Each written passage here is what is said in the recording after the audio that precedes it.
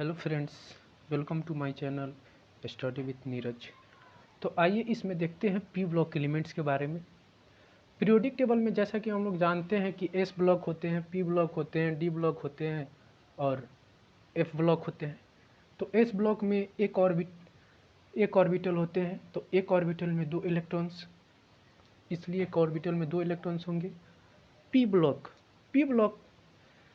P सब cell जो है, एक होता है सब सेल जिसको बोलते हैं, जिसमें तीन ऑर्बिटल होते हैं।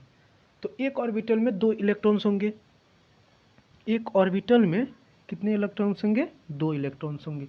पी सब सेल जैसा हम लोग का हुआ 1 2 3, तो इसमें तीन ऑर्बिटल होंगे, पी एक्स, पी वाई और पी जेड। ठीक है, तो इसमें होंगे दो इलेक्ट्रॉन्स, इसमें होंगे दो इलेक्ट्रॉन्स, इसमें होंगे दो इलेक्ट्रॉन्स।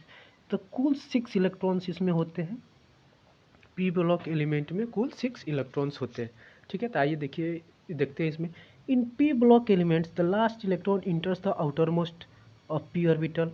ठीक है, लास्ट इलेक्ट्रॉन्स जो होते हैं, कॉन्फ़िगरेशन हम लोग करते हैं तो पी ब्लॉक एलिमेंट्स में जाते हैं, इसलिए इनको पी ब्लॉक में पढ़ा जाता है, पी ब्लॉक एलिमेंट्स में। ठीक है, अब आइए आगे देखते हैं। The number of P orbital is 3। P orbital 3 होते हैं। ठीक है, therefore maximum number of electron that can be accommodated p orbital is 6। तो इसलिए इसमें 6 इलेक्ट्रॉन्स होंगे, क्योंकि एक ऑर्बिटल में दो इलेक्ट्रॉन्स, तो 3 ऑर्बिटल में 6 इलेक्ट्रॉन्स। ठीक है, ठीक है। अब बोल रहा है consequently 6 group of P block element in the periodic table. Periodic table में दो ग्रुप एस ब्लॉक का होता है, 6 ग्रुप पी ब्लॉक का होता है और 10 ग्रुप डी ब्लॉक का होता है, क्योंकि डी ब्लॉक में 5 ऑर्बिटल होते हैं।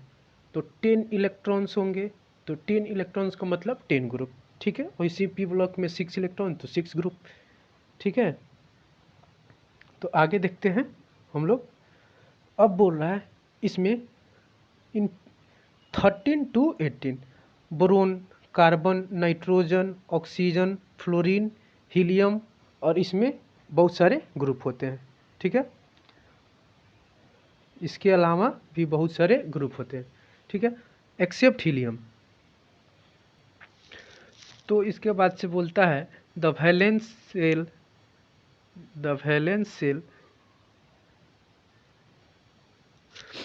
The inner core of electronic configuration में हाउ एवर डिफर। दो तरह के सेल होते हैं, एक होते हैं वैलेंस सेल, एक होते हैं इनर सेल। ठीक है, तो इसमें क्या करते हैं, इनर सेल का कॉन्फ़िगरेशन जो होता है वो डिफ़र करता है। जैसे कि इलेक्ट्रॉनिक कॉन्फ़िगरेशन हम पी ब्लॉक का लिखेंगे तो क्या लिखेंगे, NS2 NP। अब NP में पी में जितने भी इलेक्ट्रॉन्स हो 1 to 6। अब मैटर करता है कि 13 का है या 14 का है या 15 का है या 16 का है, किस ग्रुप का है। ठीक है, तो वही बोल रहा है the difference in inner core of element greatly influence the physical property. सही बात है, अगर कॉन्फ़िगरेशन में कुछ इन चेंजिंग होगा, हर किसी का कॉन्फ़िगरेशन अलग अलग होगा, तो हर किसी का प्रॉपर्टीज़ भी डिफरेंट होगा। तो उसी में कुछ प्रॉपर्टीज़ के बारे में डिस्कशन करना रहता है हम लोग को। एटॉमिक साइज हो गया, आयनिक रेडियाई हो गया, आयनाइजेशन इंथैल्पी हो गया, और कुछ केमिकल प्रॉपर्टीज़ के बारे में भी डिस्कशन करना रहता है। ऑब्वियसली अगर फिजिकल प्रॉपर्टी चेंज होगा तो केमिकल प्रॉपर्टीज भी चेंज होगा। ठीक है, तो आगे हम लोग देखेंगे कि मतलब होता कैसे है चेंजिंग, किसका कॉन्फ़िगरेशन कैसा होता है, तो आगे उसके बाद देखने को मिलेगा। ठीक है, तो lot of variation in properties of element group P block observe. सही बात है, और बहुत सारा देखने को मिलेगा, वेरिएशन बहुत सारा रहेगा, बहुत सारा चेंजिंग भी होगा। अब बोल रहा है maximum oxidation state in P block element is equal to the total number of valence electron. किसी भी पी ब्लॉक एलिमेंट में ऑक्सीडेशन स्टेट कैसे निकालते हैं, उसका जो total number of valence electron होता है ना, वो वही होता है ऑक्सीडेशन स्टेट। देखिए जैसे कैसे होता है, जैसे 13 ग्रुप मेरा होगा तो 13 ग्रुप में उसका इलेक्ट्रॉनिक कॉन्फ़िगरेशन हम लोग कैसे लिखेंगे, NS2 और NP1। ठीक है, तो इसमें से अगर 3 इलेक्ट्रॉन निकल जाएगा, 3 इलेक्ट्रॉन निकल जाएगा तो +3 आ जाएगा, क्योंकि हम लोग 3 इलेक्ट्रॉन को क्या कर दिए, लॉस कर दिए। तो 3 इलेक्ट्रॉन लॉस होगा तो इसमें ऑक्सीडेशन स्टेट इसका +3 आ जाएगा, ठीक है। तो वैसे हम लोग ग्रुप के नीचे जाएंगे तो ये मैटर करता है ग्रुप में कि कितना इलेक्ट्रॉन उसमें से निकलता है। अगर किसी में से 1 इलेक्ट्रॉन निकलेगा तो उसका ऑक्सीडेशन स्टेट 1 होगा, किसी में से 3 निकलेगा तो उसका ऑक्सीडेशन स्टेट 3 होगा, ठीक है। तो नीचे जाने से हम लोग को क्या होता है कि 2 से ऑक्सीडेशन स्टेट में चेंजिंग आ जाता है, ठीक है। तो उसी को एक नाम दिया जाता है इनर्ट पेयर इफेक्ट, ठीक है।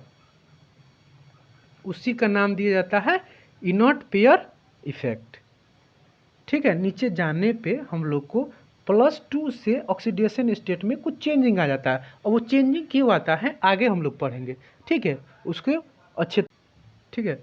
तब बोल रहा है the inner core of electronic configuration में हाउएवर डिफर, ठीक है। The difference in inner core of element greatly influence the physical properties और ionization in energy as well as chemical properties, ठीक है। Consequently lot of variation properties element of P block observe, सही है। वही बोल रहा है मैक्सिमम ऑक्सीडेशन स्टेट क्या होगा पी ब्लॉक एलिमेंट का, जो कितना वैलेंस इलेक्ट्रॉन उसमें से निकला हुआ है, ठीक है। The number of possible oxidation state increase towards the periodic table. Oxidation state इधर जाने पे बढ़ता है, क्यों? क्योंकि इधर जो होगा NH2NP4, किसी का NH2NP6, तो जितना लॉस ऑफ इलेक्ट्रॉन्स होगा ऑर्बिटल से, जितना लॉस ऑफ इलेक्ट्रॉन्स होगा ऑर्बिटल से, उतना ऑक्सीडेशन स्टेट ज़्यादा होगा, उतना प्लस में ऑक्सीडेशन स्टेट जाएगा। इसीलिए बोल रहा है कि इधर जाने से ऑक्सीडेशन स्टेट इंक्रीज होता है, ऑक्सीडेशन नंबर इंक्रीज होता है, ठीक है। Total number of valence electron of 2, ठीक है। अब देखिए the important oxidation state exhibited in P block element boron carbon nitrogen family group oxidation state, ठीक है। However the oxidation state 2 unit less than group oxidation state become progressively more stable for the heavier element in each group. The occurrence of oxidation state 2 unit less the group oxidation state sometimes attribute the inert pair effect, ठीक है। वहीं कह रहा है कि जैसे कि नीचे जाने पे +2 से या अगर डिक्रीज होगा तो उसका स्टेबिलिटी के लिए होता है, तो बगल में इनर्ट गैस रहता है उसके स्टेबल, उसी के जैसे स्टेबल होने के लिए +2 से डिक्रीज करता है, इसीलिए उसको इनर्ट पेयर इफेक्ट कहते हैं, ठीक है। तो देखते हैं कि जैसे 13 ग्रुप का जनरल इलेक्ट्रॉनिक कॉन्फ़िगरेशन क्या होता है। 13 ग्रुप का general electronic configuration NH2NP1 NH2NP1, वैसे 14 ग्रुप का NH2NP2, वैसे 15 का NH2NP3, वैसे देखते गए इसमें, एक्सेप्ट इसमें हीलियम का एक नहीं दिया हुआ है, ठीक है। फर्स्ट मेंबर ऑफ ग्रुप, तो इसका फर्स्ट मेंबर ऑफ ग्रुप क्या होता है, बोरोन होता है, इसका कार्बन होता है, इसका नाइट्रोजन होता है, इसका ऑक्सीजन, इसका फ्लोरीन, इसका हीलियम होता है, ठीक है। तो इसका ऑक्सीडेशन स्टेट क्या हो जाएगा +3, इसका +4, इसका +5, इसका +6, इसका +7, इसका +8। तो इसका +3 का है कि इसका NH2 और NP1, तो 3 इलेक्ट्रॉन यहाँ से निकलेगा तो +3 इस पे आएगा, तो इसलिए इसका ऑक्सीडेशन स्टेट +3 हो जाएगा। इसका जनरल ऑक्सीडेशन स्टेट +4 हो रहा है क्योंकि NH2 NP2, तो 4 इलेक्ट्रॉन इसमें से लॉस करेगा ऑर्बिटल में से, तो इसका +4, इसका +5, इसका +6, इसका +7, इसका +8, ठीक है।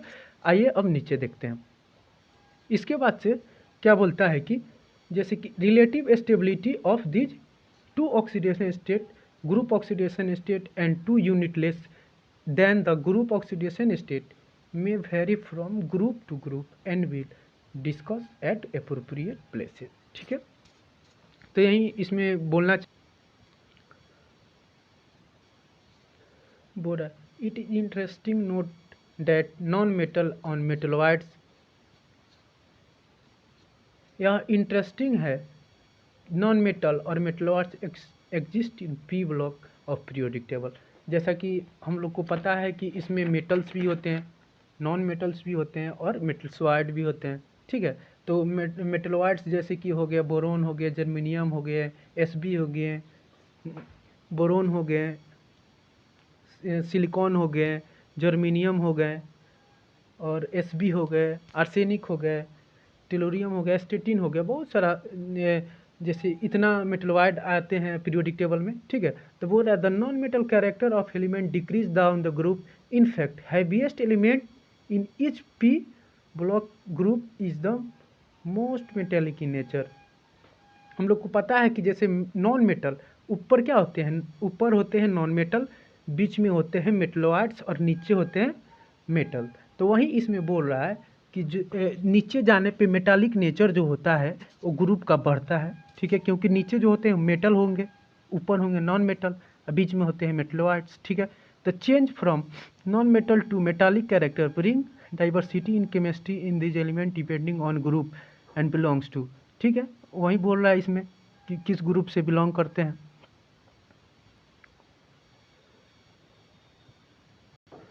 अब देखते हैं इसके बाद से कहना क्या चाहता है लाइन, आइए देखते हैं, ठीक है। अब बोलता है इन जनरल नॉन मेटल्स जो होते हैं, नॉन मेटल्स जो होते हैं हायर आयनाइजेशन इंथैल्पी होता है और हायर इलेक्ट्रोनेगेटिविटी मेटल से ज़्यादा होता है। कैसे, जैसे कि कोई नॉन मेटल लेते हैं हम फ्लोरीन या फिर क्लोरीन, तो फ्लोरीन का जो इलेक्ट्रोनेगेटिविटी होगा वो 4 होता है विथ रिस्पेक्ट टू, और कोई मेटल लेते हैं सोडियम या फिर कोई भी मेटल एल्युमिनियम, कोई भी एलिमेंट लेते हैं जो मेटल हो, कोई एलिमेंट लेते हैं जो नॉन मेटल हो, तो नॉन मेटल का जो इलेक्ट्रोनेगेटिविटी और आयनाइजेशन एनर्जी होगा वो मेटल के रेस्पेक्ट में ज़्यादा होता है। क्यों, क्योंकि नॉन मेटल का जो होता है वो कैरेक्टर होता है इलेक्ट्रॉन को लेने का, ठीक है। तो इसी पे वही बोल रहा है in contrast to metal which readily cation, metal जो होते हैं वो रेडियली कैटायन बनते हैं और नॉन मेटल जो होते हैं वो रेडियली एनायन बनते हैं, क्योंकि फ्लोरीन माइनस बनेगा और सोडियम Na+ बनेगा, वही बोल रहा है। The compound form by highly reactive non metal with highly reactive metal are generally ionic because the large difference in their electronegativities.